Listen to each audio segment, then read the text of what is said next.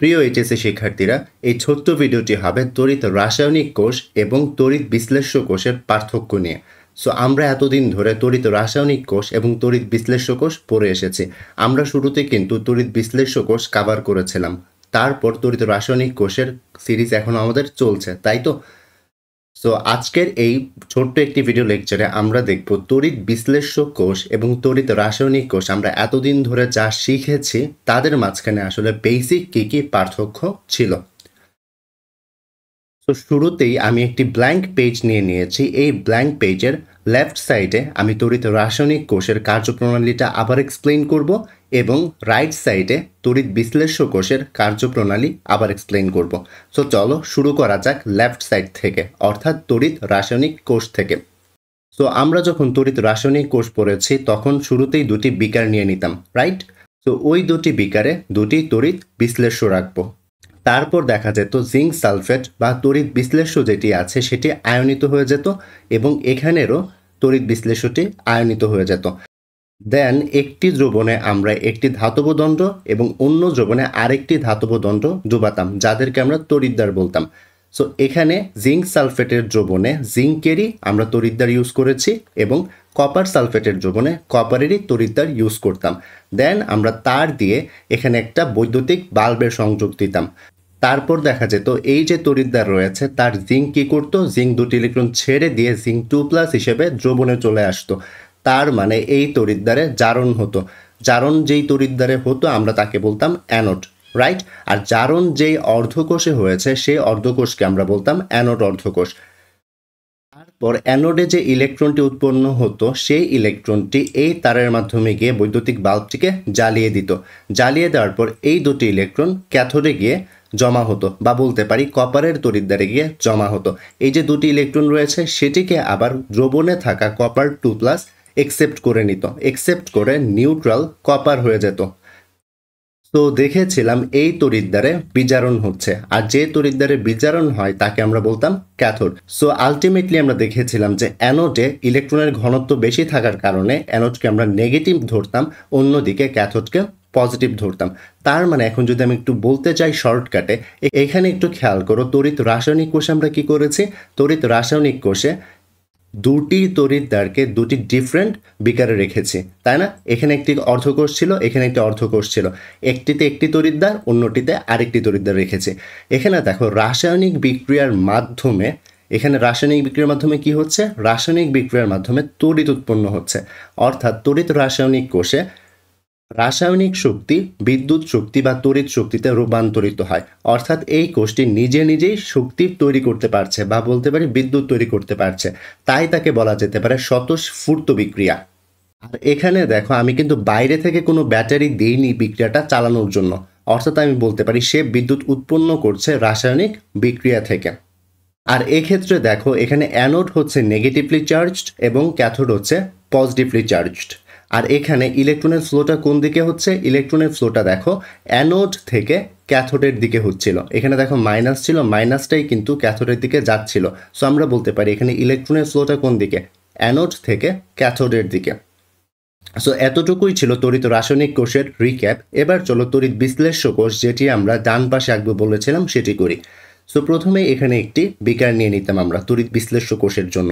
তারপর সেখানে পানি ঢেলে দিতাম। দেন ওইখানে তড়িৎ বিশ্লেষ্য হিসেবে কোনো একটি আয়নিক যৌগ বা পোলার সমযোজী যৌগ ঢেলে দিতাম। সো ঢেলে দেওয়ার পর দেখা যেত সেটি হচ্ছে পজিটিভ আর নেগেটিভ পার্টে ডিভাইড হয়ে যেত। তড়িৎ বিশ্লেষণের সময় একটি মাত্র বিকারে আমরা দুটি তড়িৎদ্বার ডুবাতাম। বাট একটু খেয়াল করো, তড়িৎ রাসায়নিক কোষে কী করেছিলাম? দুটি ভিন্ন বিকারে দুটি ভিন্ন তড়িৎদ্বার রেখেছি। বাট তড়িৎ বিশ্লেষ্যতে একটি মাত্র বিকারেই দুটি তড়িৎদ্বার রাখতাম। দেন ওই দুটি তড়িৎদ্বারকে আমরা কি করতাম, বা ধাতব খণ্ডকে আমরা হচ্ছে তার দিয়ে জোড়া লাগাতাম। দেন ব্যাটারি ইউজ করতাম। সো এই ব্যাটারির একটি পজিটিভ টার্মিনাল ছিল, যে পজিটিভ টার্মিনাল আমাকে প্রোটন সাপ্লাই দিত। অন্যদিকে আরেকটি নেগেটিভ টার্মিনাল ছিল যেটি আমাদের ইলেকট্রন সাপ্লাই দিত।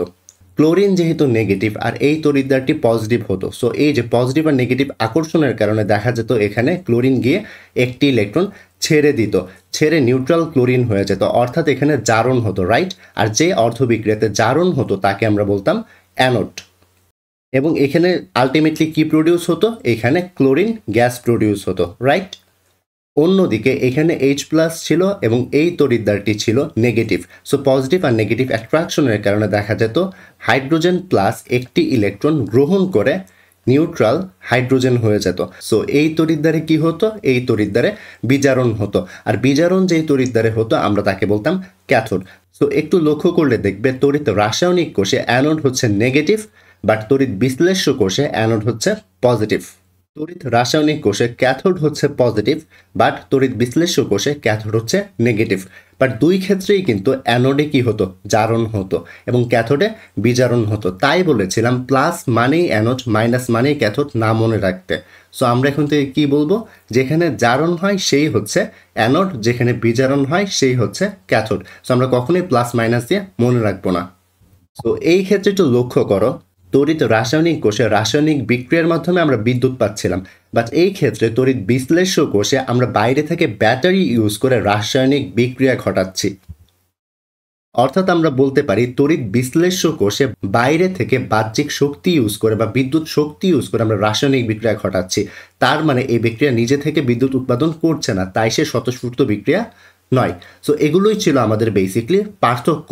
আর একটি জিনিস যেটি হচ্ছে তোমাদের একটু মনে রাখতে হবে, যেটি আসলে হচ্ছে কোনো পার্থক্য না, বাট আমরা যখন ইউজ করব আমাদের নিজেদের সুবিধার জন্য যে জিনিসটি বলছি এটি হচ্ছে, একটু খেয়াল করো, এখানে তড়িৎ বিশ্লেষ্য কোষ রয়েছে আর এখানে তড়িৎ রাসায়নিক কোষ রয়েছে।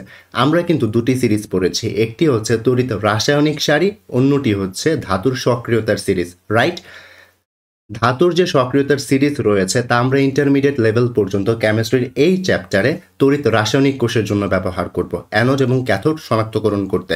ধাতুর সক্রিয়তার সিরিজ আমরা কেন ইউজ করব? তড়িৎ রাসায়নিক কোষে ইউজ করব অ্যানোড এবং ক্যাথোডকে শনাক্তকরণ করতে, অর্থাৎ কোনটি অ্যানোড হিসেবে কাজ করবে, কোনটি ক্যাথোড হিসেবে কাজ করবে, রাইট? অন্যদিকে তড়িৎ বিশ্লেষ্য কোষে আমরা ইউজ করব তড়িৎ রাসায়নিক সারি, কারণ তড়িৎ রাসায়নিক সারির মাধ্যমে আমরা বের করতে পারছি যে আমার অ্যানোড এবং ক্যাথোডে কোন ধাতুটি গিয়ে আসলে জমা হবে। তো আমরা সামারি হিসেবে বলতে পারি তড়িৎ বিশ্লেষ্যের জন্য তড়িৎ রাসায়নিক সারি ইউজ করা হয়, অন্যদিকে তড়িৎ রাসায়নিক কোষের জন্য ধাতুর সক্রিয়তার সিরিজ ইউজ করা হয়। চলো এবার আমরা হচ্ছে একটি টেবিলের মাধ্যমে সামারিগুলো দেখে নিই যে আমরা কী কী পার্থক্য টানতে পারি। তো এখানে যদি আমরা তড়িৎ রাসায়নিক কোষ এবং তড়িৎ বিশ্লেষ্য কোষের পার্থক্য টানতে চাই, তাহলে আমরা যেটি বলতে পারবো, দেখো তড়িৎ রাসায়নিক কোষ আমরা কাদের বলছি? যারা রাসায়নিক শক্তিকে বৈদ্যুতিক শক্তিতে কনভার্ট করছে।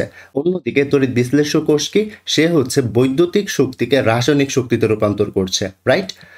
তড়িৎ রাসায়নিক কোষ সে হচ্ছে স্বতঃস্ফূর্ত, বাট তড়িৎ বিশ্লেষ্য কোষ স্বতঃস্ফূর্ত না, তাকে চালানোর জন্য আমাকে বাইরে থেকে বিদ্যুৎ শক্তি দিতে হয়। তড়িৎ রাসায়নিক কোষে অ্যানোড হচ্ছে ঋণাত্মক এবং ক্যাথোড হচ্ছে ধনাত্মক, বাট তড়িৎ বিশ্লেষ্য কোষে অ্যানোড হচ্ছে ধনাত্মক বাট ক্যাথোড হচ্ছে ঋণাত্মক।